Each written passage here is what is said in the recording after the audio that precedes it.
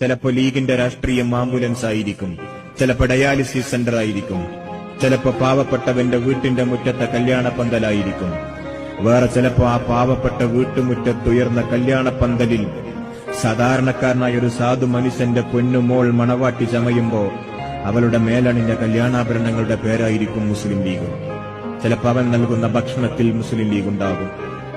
ഈ നാഷണൽ ഹൈവേയിൽ അരമണിക്കൂർ പോയി നിൽക്കുമോ നിങ്ങൾ? കോഴിക്കോട് മെഡിക്കൽ കോളേജിന്റെ കാഷ്വാലിറ്റിയെ ലക്ഷ്യം വെച്ച് ചീറിപ്പാഞ്ഞു പോകുന്ന ആംബുലൻസുകളുടെ പുറത്തെഴുതി വെച്ച പേരൊന്ന് വായിച്ചാൽ മതി. ചീറിപ്പായുന്ന ആംബുലൻസുകളിൽ 90% ഒരു സംഘടനയുടെ ഉടമസ്ഥതയിലുള്ളതാണ്. അത് മെഡിക്കൽ കോളേജിന്റെ കാഷ്വാലിറ്റിയുടെ മുന്നിലെത്തുമ്പോ ആംബുലൻസിലെ യാത്രക്കാരിൽ ഒരു ബന്ധു ഡ്രൈവറോട് വന്ന് ചോദിക്കുന്ന ഒരു ചോദ്യമുണ്ട്, എത്രയാണ് ചാർജ് എന്ന്. അപ്പൊ ഡ്രൈവർ പറയുന്ന ഉത്തരമുണ്ട്, ആ ഉത്തരമാണ് ലീഗ്. ഞങ്ങൾ സേവനത്തിന് വില പറയാറ്.